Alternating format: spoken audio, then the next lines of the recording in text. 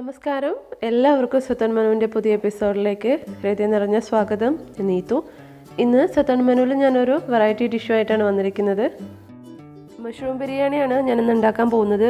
അതേപോലെ തന്നെ നല്ലൊരു ലഞ്ച് ബോക്സ് റെസിപ്പിയാണ് ഈ മഷ്റൂം ബിരിയാണി. വളരെ എളുപ്പത്തിൽ നമുക്ക് തയ്യാറാക്കാൻ പറ്റും. ഒരു 10 മിനിറ്റ് മതി. അപ്പോൾ ആദ്യമായിട്ട് കാണുന്നവർക്ക് വേണ്ടിയിട്ട് നിങ്ങൾക്ക് ഈ ചാനലിൽ നിന്നും വീഡിയോ അപ്ലോഡ് ചെയ്യുന്ന സമയത്ത് നോട്ടിഫിക്കേഷൻ കിട്ടാൻ വേണ്ടിയിട്ട് ചാനൽ സബ്സ്ക്രൈബ് ചെയ്യുക. കൂടെയുള്ള ബെല്ലൈക്കൺ മറക്കാതെ ക്ലിക്ക് ചെയ്യുക.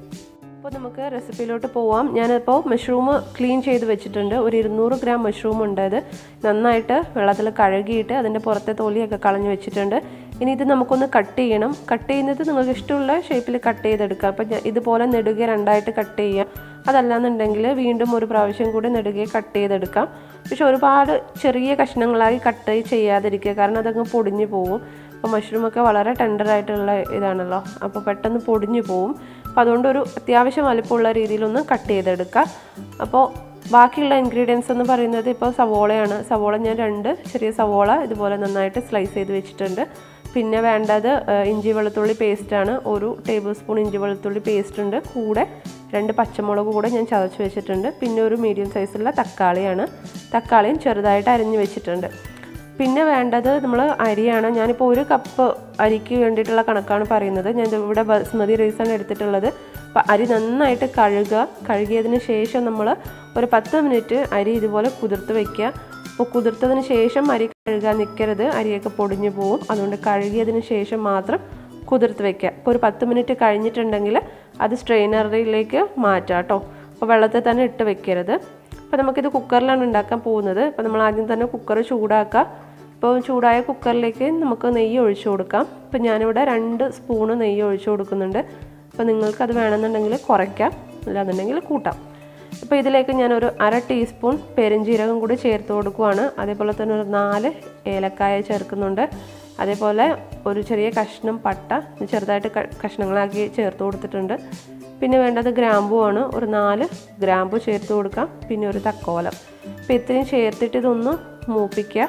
ഇപ്പോൾ ചെറിയ തീയിൽ മൂപ്പിച്ചെടുക്കുക കേട്ടോ. നമ്മുടെ പെരുംജീരകം ഒന്നും കരിഞ്ഞു പോവാതെ സൂക്ഷിക്കുക. അപ്പോൾ നിങ്ങൾക്ക് വേണമെന്നുണ്ടെങ്കിൽ ബിരിയാണി എല്ലാം കൂടി ഇതിലേക്ക് ചേർത്ത് കൊടുക്കാം. അപ്പോൾ എൻ്റെ കയ്യിലില്ലായിരുന്നു. നിങ്ങൾക്ക് വേണമെന്നുണ്ടെങ്കിൽ അത് ചേർക്കാം. അപ്പോൾ ഇത് നമ്മൾ മൂപ്പിച്ച് എടുത്തതിന് ശേഷം നമ്മൾ ഇതിലേക്ക് കട്ട് ചെയ്ത് വെച്ചിരിക്കുന്ന സവോള ചേർത്ത് കൊടുക്കുക. അപ്പോൾ സവോള നന്നായിട്ടൊന്ന് സ്ലൈസ് ചെയ്തെടുക്കുക, കനം കുറച്ചിട്ട് സ്ലൈസ് ചെയ്തെടുക്കുക. അപ്പോൾ ഇനി ഈ സവാള ഒന്ന് വഴറ്റിയെടുക്കണം. അപ്പോൾ അതിന് വേണ്ടിയിട്ട് നമുക്കിതിലേക്ക് കുറച്ച് ഉപ്പ് കൂടെ ചേർത്തിട്ട് നമുക്ക് ഈ സവാള ഒന്ന് വഴറ്റിയെടുക്കാം. ഒരുപാട് ബ്രൗൺ കളർ ആവേണ്ട ആവശ്യമൊന്നുമില്ല. ചെറുതായിട്ടൊരു ലൈറ്റ് ബ്രൗൺ കളർ വരുന്നത് വരെ നമ്മൾ ഈ സവാള ഒന്ന് വഴറ്റിയെടുക്കണം. അപ്പോൾ അതാ നമ്മുടെ സവാളയൊക്കെ ഒന്ന് വഴണ്ട് വന്നിട്ടുണ്ട്. ഇനി നമുക്ക് ഇതിലേക്ക് നമ്മൾ ചതച്ച് വെച്ചിരിക്കുന്ന ഇഞ്ചി വെളുത്തുള്ളിയുടെ പേസ്റ്റ് ചേർത്ത് കൊടുക്കാം. അതേപോലെ തന്നെ പച്ചമുളകും ചേർത്ത് കൊടുക്കാം. അപ്പോൾ നിങ്ങൾക്ക് പച്ചമുളകിൻ്റെ എണ്ണം അഡ്ജസ്റ്റ് ചെയ്യാം. ഞാനിവിടെ 2 ചെറിയ പച്ചമുളകാണ് എടുത്തിട്ടുള്ളത്. അത്യാവശ്യം നല്ല എരിവുള്ള പച്ചമുളകാണ്. അപ്പോൾ നിങ്ങൾക്ക് വേണമെന്നുണ്ടെങ്കിൽ പച്ചമുളകിൻ്റെ എണ്ണം കൂട്ടാം. അപ്പോൾ നമ്മൾ ഇനി മുളക് പൊടിയൊക്കെ ചേർത്ത് കൊടുക്കണം. അപ്പോൾ ആ സമയത്ത് നിങ്ങൾക്ക് മുളക് പൊടി കുറച്ച് ചേർത്ത് കൊടുത്താലും മതിയാവും. അപ്പോൾ നിങ്ങൾക്ക് അധികം റെഡ് കളറിലുള്ള ഒരു റൈസ് കിട്ടില്ല, ഇത് പച്ചമുളക് ചേർത്ത് കൊടുത്താൽ മതിയാവും എരിവിന് പകരം. അപ്പോൾ അതാ നമ്മളുടെ ഇഞ്ചി വെളുത്തുള്ളി പേസ്റ്റിൻ്റെ പച്ചമുളകൊക്കെ മാറിയതിന് ശേഷം ഞാനിതിലേക്ക് തക്കാളി ചേർത്ത് കൊടുത്തിട്ടുണ്ട്. തക്കാളി ചെറുതായിട്ട് കട്ട് ചെയ്തിട്ട് ഇതിലേക്ക് ആഡ് ചെയ്ത് കൊടുക്കണം. ഇനി തക്കാളി നന്നായിട്ടൊന്ന് വെന്ത് വരണം, നന്നായിട്ട് ഉടയണം. അപ്പോൾ അത് തക്കാളിയൊക്കെ നന്നായിട്ട് ഉടഞ്ഞ് വന്നിട്ടുണ്ട്. ഇനി നമുക്കിതിലേക്ക് പൊടികൾ ചേർത്ത് കൊടുക്കണം. അപ്പോൾ ഞാനിവിടെ ഏകദേശം ഒരു 1/4 ടീസ്പൂൺ മഞ്ഞൾപ്പൊടി ചേർത്ത് കൊടുക്കുന്നുണ്ട്. അതേപോലെ തന്നെ ഒരു 1/2 ടീസ്പൂൺ മുളക് പൊടി. നിങ്ങൾക്കത് എരിവിനനുസരിച്ചിട്ടൊന്ന് അഡ്ജസ്റ്റ് ചെയ്ത് കൊടുക്കാം. അപ്പോൾ ഞാൻ നല്ല എരിവുള്ള മുളക് പൊടിയാണ് എടുത്തിട്ടുള്ളത്. അതേപോലെ തന്നെ 1 ടീസ്പൂൺ ഗരം മസാല കൂടെ ചേർത്തിട്ട് ഇത് നന്നായിട്ടൊന്ന് മിക്സ് ചെയ്ത് കൊടുക്കാം. അപ്പോൾ പൊടികളുടെ പച്ചമണമൊക്കെ ഒന്ന് മാറണം. അപ്പോൾ പൊടികൾ ആഡ് ചെയ്യുന്ന സമയത്ത് ഫ്ലെയിം ഒന്ന് കുറച്ച് വയ്ക്കാൻ ശ്രദ്ധിക്കണം കേട്ടോ, ഇല്ലാന്നുണ്ടെങ്കിൽ പൊടികളൊക്കെ കരിഞ്ഞു പോവും.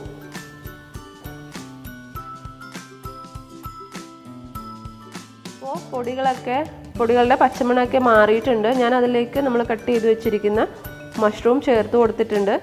അപ്പോൾ മഷ്റൂമും കൂടെ ചേർത്തിട്ട് നന്നായിട്ടൊന്ന് മിക്സ് ചെയ്ത് കൊടുക്കാം. അപ്പോൾ നിങ്ങൾ ചെറുതായിട്ട് കട്ട് ചെയ്യരുത് മഷ്റൂം.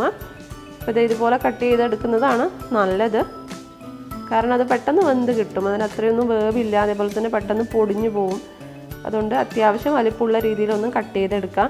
ഇനി നമ്മളിതൊന്ന് അടച്ചു വെച്ച് വേവിക്കണം. കാരണം അതിലെ വെള്ളമൊക്കെ വരും. കണ്ടല്ലോ, നിങ്ങൾക്ക് കാണാൻ പറ്റുന്നുണ്ടെന്ന് വിചാരിക്കുന്നു. കുറച്ച് വെള്ളമൊക്കെ പുറത്ത് വന്നിട്ടുണ്ട്. അപ്പോൾ നിങ്ങൾ ആദ്യം തന്നെ വെള്ളം ഒഴിച്ച് വേവിക്കരുത്. ചെറിയ തീയിൽ ഈ മഷ്റൂം ഒന്ന് അടച്ചു വെച്ച് വേവിക്കുക. അപ്പോൾ അതിനകത്തുള്ള വെള്ളമൊക്കെ പുറത്ത് വന്നോളും. അപ്പോൾ അതിന് ശേഷം നമുക്ക് ആവശ്യമെങ്കിൽ മാത്രം നമുക്ക് ചേർത്ത് കൊടുത്താൽ മതിയാവും. ഇനി നമ്മൾ ഇതിലേക്ക് ചേർക്കേണ്ടത് തൈരാണ്. ഞാനിവിടെ ഒരു 1/4 കപ്പ് തൈര് ഞാൻ ഇതിലേക്ക് ചേർത്ത് കൊടുത്തിട്ടുണ്ട്.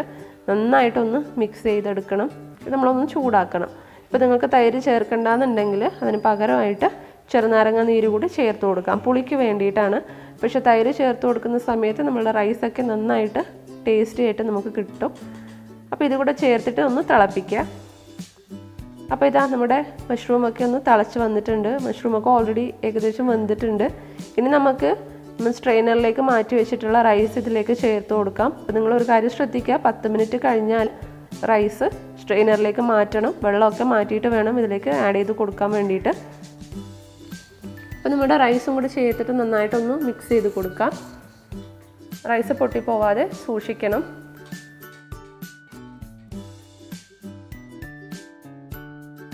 അപ്പോൾ ഞാനിതിലേക്ക് ഒരു പിടി മല്ലിയില കൂടി ചേർത്തിട്ടുണ്ട്. അപ്പോൾ ഇനി നമുക്കിതിലേക്ക് ആവശ്യത്തിന് വെള്ളം ഒഴിച്ചു കൊടുക്കാം. അപ്പോൾ 1 കപ്പ് ബസ്മതി റൈസിന് 1/4 കപ്പ് വെള്ളം എന്നുള്ള കണക്കാണ് നമ്മളിതിലേക്ക് ആഡ് ചെയ്ത് കൊടുക്കേണ്ടത്. എന്നിട്ട് നന്നായിട്ടൊന്ന് മിക്സ് ചെയ്ത് കൊടുക്കാം. അതേപോലെ തന്നെ ഉപ്പ് ചേർത്ത് കൊടുക്കാം. നമ്മൾ ഉപ്പ് അധികം ഇട്ടിട്ടില്ല.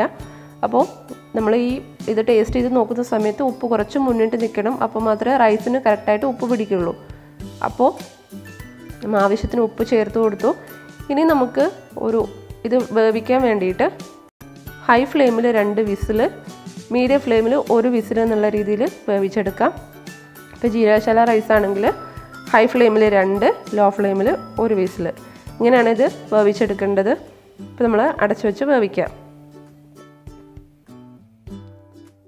അപ്പോൾ അതാ നോക്കിക്കേ, ഞാൻ നമ്മുടെ കുക്കർ തുറന്നിട്ടുണ്ട്. അപ്പം ഈ പ്രഷർ മുഴുവനും പോയതിന് ശേഷം, അതായത് ഏകദേശം ഒരു 20 മിനിറ്റ് കഴിഞ്ഞതിന് ശേഷം മാത്രം ഇത് ഓപ്പൺ ചെയ്തെടുക്കുക കേട്ടോ. അപ്പോൾ വിസിൽ വന്നതിന് ശേഷം 20 മിനിറ്റ് കഴിഞ്ഞിട്ട് ഓപ്പൺ ചെയ്യുക. അപ്പോൾ ഓപ്പൺ ചെയ്ത ഉടനെ ഇളക്കരുത്, ഒന്ന് തണുത്തതിന് ശേഷം മാത്രം ഇളക്കുക. കാരണം അതിൻ്റെ റൈസൊക്കെ പൊടിഞ്ഞു പോകും നമ്മൾ ഇളക്കിയിട്ടുണ്ടെങ്കിൽ. അപ്പോൾ കുറച്ച് കഴിഞ്ഞിട്ടൊന്ന് ഇളക്കുക. അങ്ങനെ നമ്മുടെ ടേസ്റ്റി ആയിട്ടുള്ള മഷ്റൂം ബിരിയാണി റെഡി ആയിട്ടുണ്ട്. അപ്പോൾ എപ്പോഴും പറയുന്നത് പോലെ നിങ്ങളെല്ലാവരും ട്രൈ ചെയ്ത് നോക്കിയിട്ട് അഭിപ്രായം പറയാൻ മറക്കരുത് കേട്ടോ. വളരെ എളുപ്പത്തിൽ നമുക്ക് തയ്യാറാക്കാം. അപ്പോൾ എപ്പോഴും പറയുന്നത് പോലെ വീഡിയോ ഇഷ്ടപ്പെട്ടിട്ടുണ്ടെങ്കിൽ ലൈക്ക് ചെയ്യാനും ഷെയർ ചെയ്യാനും കമൻറ്റ് ചെയ്യാനും ഒന്നും മറക്കരുത്. അതേപോലെ തന്നെ ചാനൽ സബ്സ്ക്രൈബ് ചെയ്യുക. നമുക്ക് വീണ്ടും കാണാം. താങ്ക്